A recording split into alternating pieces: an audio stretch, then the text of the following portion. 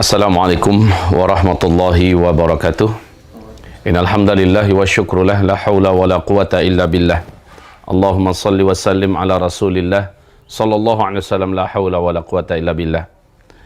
Sahabat-sahabat dan saudara seimanku di mana saja kita berada, Allah Subhanahu wa taala tidaklah menjadikan sesuatu dan menimpakan sesuatu melainkan ada hikmah yang sangat besar di balik itu semua. Allah berulang-ulang mengumumkan di dalam Al-Quran dengan redaksi bahasa yang berbeda-beda seperti firman Allah, asa an takrahu syai'a wa huwa khairul lakum.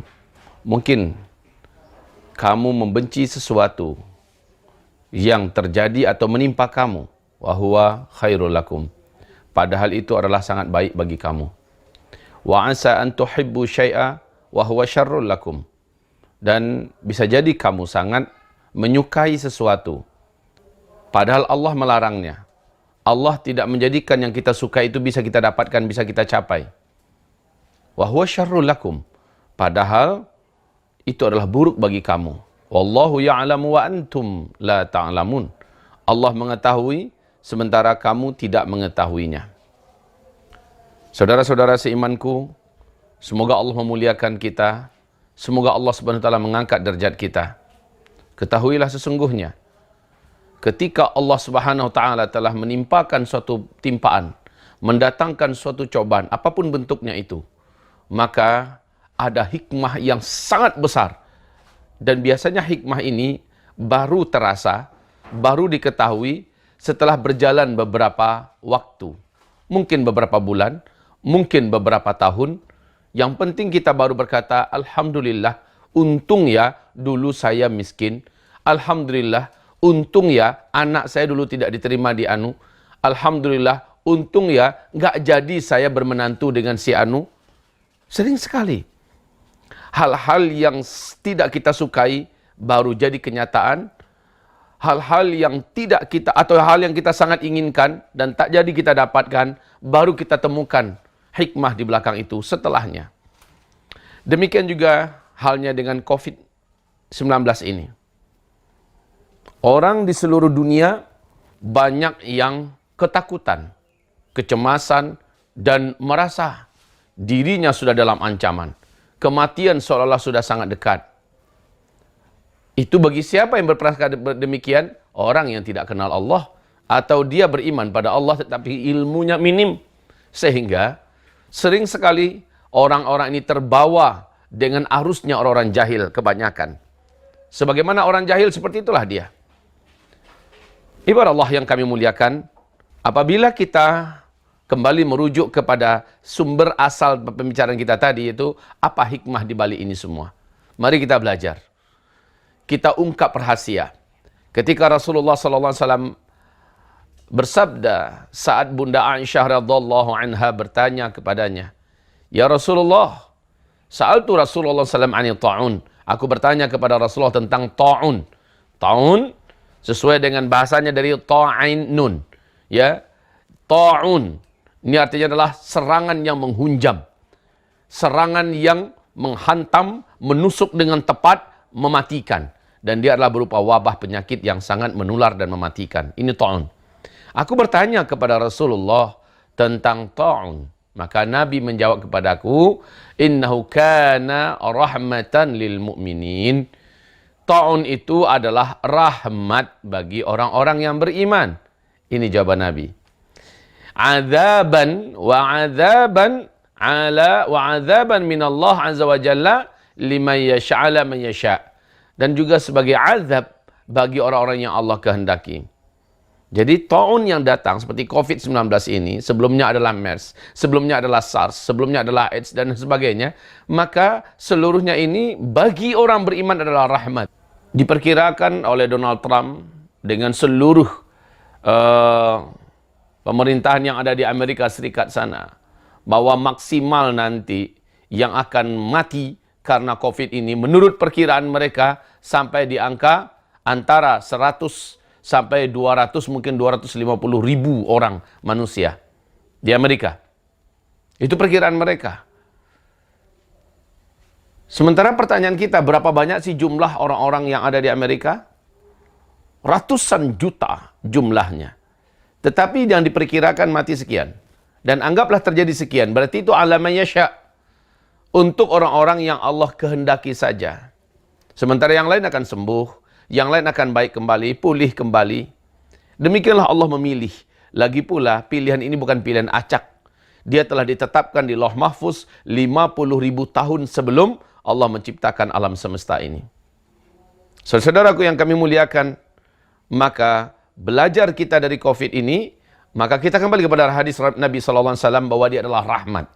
Seperti apa rahmatnya ibarat Allah yang kami muliakan? Bagi orang beriman, kita semua paham, tidaklah sesuatu yang menimpa orang beriman kecil atau besar, dan dia ridha, dia sabar, dia ikhlas menjalaninya, mendapatkan bencana tersebut, petaka tersebut, Allah angkat derajatnya, Allah ampunkan dosanya, kemudian Allah lipat gandakan pahalanya. Mana-mana yang biasa dia kerjakan, dari amalan-amalan soleh ketika dia kondisi fit, dia kondisi sehat, dengan datangnya penyakit ini, dengan datangnya bencana ini, lalu dia terhalang bisa melaksanakannya. Allah telah menetapkan dan tertulis di catatan amal soleh orang ini, bahwa dia seolah-olah seperti telah mengamalkan amalan itu seperti kondisi normal. Umpama, solat berjamaah kita biasa 5 waktu di masjid.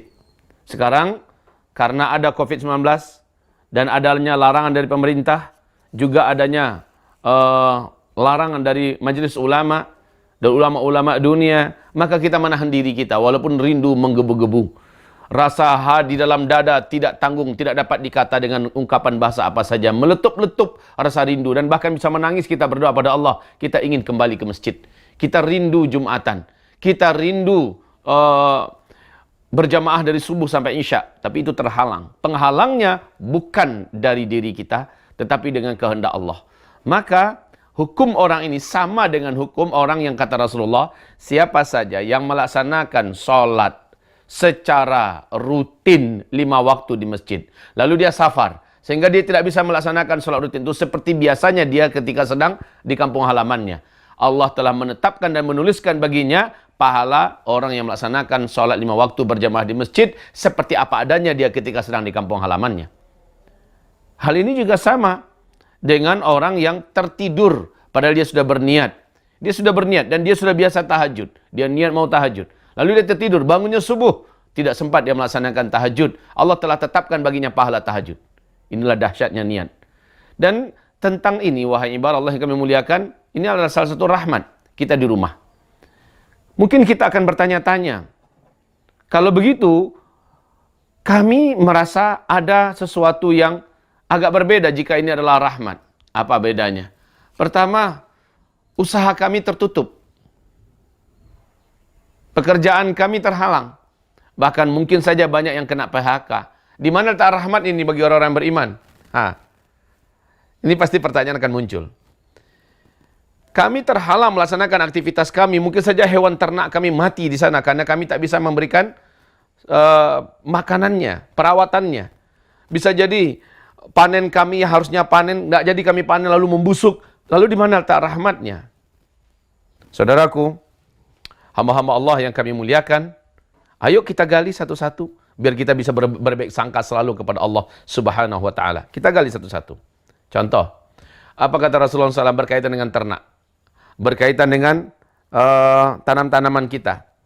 Siapa saja yang hasil panennya dimakan oleh burung, kemudian dicuri oleh maling, seluruh yang telah hilang dari miliknya, Allah jadikan itu sebagai sedekah yang Allah tabungkan di sisinya. Dan setiap sedekah pasti Allah ganti 10 kali lipat. Bukankah ini rahmat? Apa yang perlu kita khawatirkan, saudaraku? Itu yang pertama. Yang kedua, kalau ada orang bertanya, bagaimana dengan ternak kami yang mati? Karena kami tak bisa memberinya makan, kami terhalang untuk membelikan pupuk, membelikan makanan dan sebagainya. Maka sekali lagi, serahkan kepada Allah. Jika memang mati, itu tabungan akhirat kita. Mungkin selama ini tabungan kita begitu minim. Mungkin selama ini kita sangat miskin memiliki neraca tabungan di sisi Allah Subhanahu wa taala. Jika kita ikhlaskan, kita ridha menerima ujian ini, maka itu sekali lagi menjadi sedekah bagi kita yang pasti Allah akan ganti 10 kali lipat. Dan lebih hebat dari itu adalah ini sesuatu yang ingin kita dapatkan pembukaan faktanya, yaitu ketika Allah Subhanahu wa taala berfirman, "Wa may yattaqillah yaj'al lahu makhraja wa yarzuqhu min haitsu la yahtasib." Siapa saja yang memaksimalkan ketakwaannya kepada Allah, selama di rumah dia maksimalkan ibadah, dia maksimalkan istighfar, dia maksimalkan zikir, dia maksimalkan baca Quran, dia maksimalkan kehangatan dengan keluarga, berlingkungan, membuat halaqah dengan Al-Quran, dia maksimalkan amalan-amalan yang Allah ridhoi di dalam rumahnya. Wa may yattaqillah yaj'al lahu makhraja. Yaj'al lahu, pasti Allah akan menjadikan untuknya makhraja, solusi, jalan keluar dari kebuntuan. Wa yarzuqhu min haitsu la yahtasib. Allah pasti akan memberikan dia rezeki dari arah yang dia tidak pernah fikirkan, arah yang dia tidak pernah duga-duga. Jadi kalau memang kita umpama terhenti dari kita bekerja, padahal kita kerja hari ini, dapat rezeki hari ini, makan untuk hari ini. Ternyata kita terhenti kerja karena disuruh diperintahkan di rumah saja. Lalu kita di PHK mungkin, anggaplah begitu. Di rumah, saatnya kita menjemput janji Allah SWT yang selama ini mungkin kita sulit mendapatkan kesempatan yang setepat ini, dan yang seideal ini, dan yang seindah ini. Yakni kita disuruh berkurung di rumah. Berkurung di rumah muhasabah. Berkurung di rumah melakukan halaqah dengan keluarga.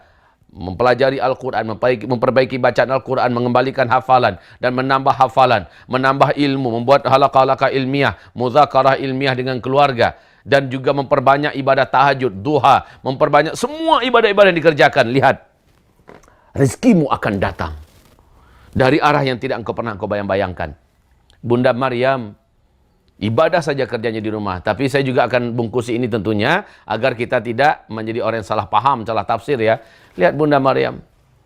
Dia hanya di mihrab saja beribadah. Tidak mau keluar. Tidak mau bergaul dengan manusia. Karena dia adalah seorang wanita. Dia hanya di mihrab beribadah. Kullama dakhara 'alaiha Zakaria wajada 'indaha rizqa. Setiap kali Zakaria masuk untuk mengantarkan makanan kepada Maryam, tiba-tiba Zakaria mendapatkan ada rezeki di sisinya Bunda Maryam ini. Qala anna laki hadha? Bertanyalah Zakaria alaihissalam, anna laki hadha? Dari mana kamu mendapatkan ini? Qalat hiya min hadha min indillah. Menjawablah Bunda Maryam, hadha min indillah. Ini adalah dari Allah Subhanahu wa taala. Saudaraku, ketika Bani Israel yang dipimpin oleh Nabi Isa alaihissalam dalam keadaan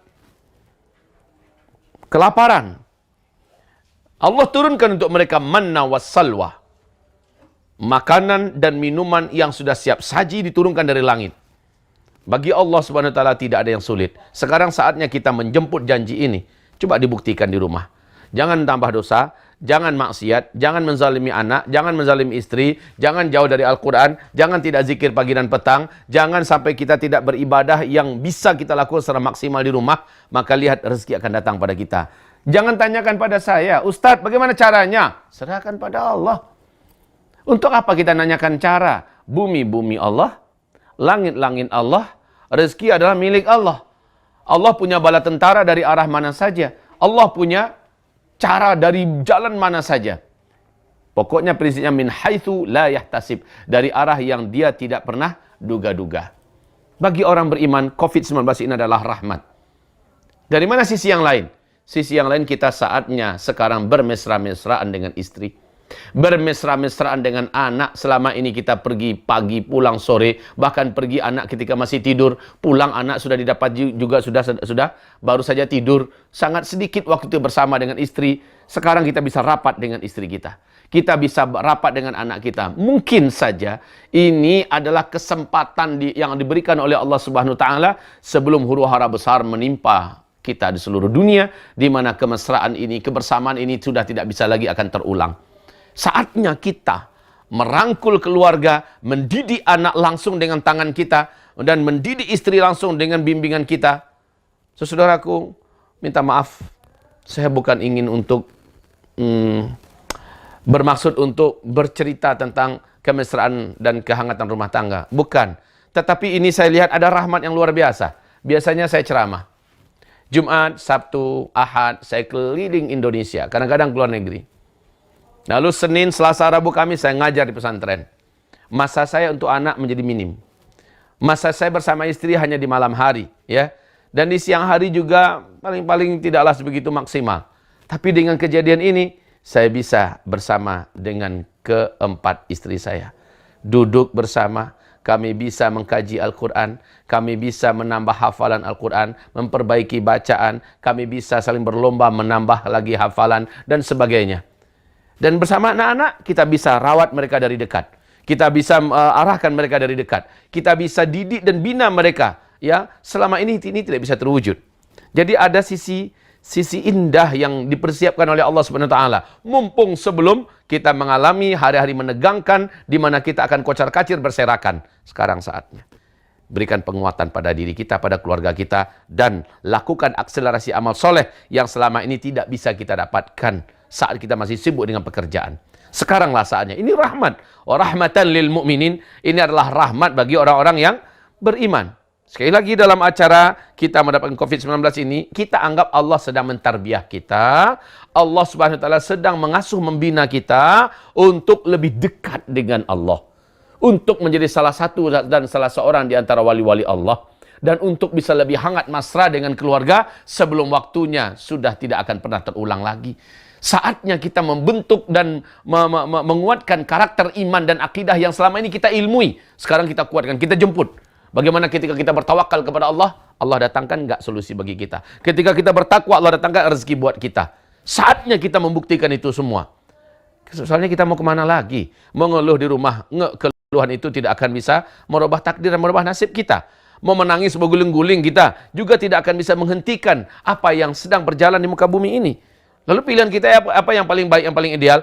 Ridholah, ikhlaslah, sabarlah, terimalah, jalanilah, dan isi dengan apa-apa yang Allah cintai. Lihat hasilnya. Itu adalah rahmat. Itu adalah rahmat. Saudaraku yang kami muliakan, satu lagi, terakhir, bagi kita berkeyakinan la yusibuna illa ma kataballahu lana. Tidaklah sesuatu itu akan menimpa kita kecuali apa-apa yang telah Allah tetapkan akan terjadi pada kita. Pelajaran ini bagi kita, sudahlah, harusnya kita tenang. Saya akan ikuti apa arahan ulama, saya ikuti apa kata pemerintah, dan saya bertawakal kepada Allah. Saya akan maksimalkan kerja, saya akan maksimalkan ibadah dan ketakwaan, lalu saya bertawakal kepada Allah Subhanahu wa taala. Kalau saya sudah begini kena juga, itu berarti sudah tertulis di Lauhul Mahfuz. Dan kalau memang saya ditimpa oleh bencana ini, maka sudahlah, ini adalah takdir saya. Dan saya akan jalani dengan sabar. Saya akan berusaha untuk sembuh. InsyaAllah setelah ini poin-poin sembuh itu akan kita sebutkan insyaAllah ta'ala. Saudaraku, saya akan berusaha untuk sembuh. Dan jika saya ternyata tidak sembuh, insyaAllah saya akan menyongsong kematian dengan syahid sesuai yang dijanjikan oleh Rasulullah Sallallahu Alaihi Wasallam. Semoga bermanfaat renungan kita pada siang hari ini, dan semoga Allah Subhanahu Wa Taala memberikan semangat dan gairah kita menyambut bulan Ramadan ke depan dengan cara-cara Ramadan yang akan kita ungkapkan sebentar lagi insyaAllah di episode berikutnya. Assalamualaikum warahmatullahi wabarakatuh.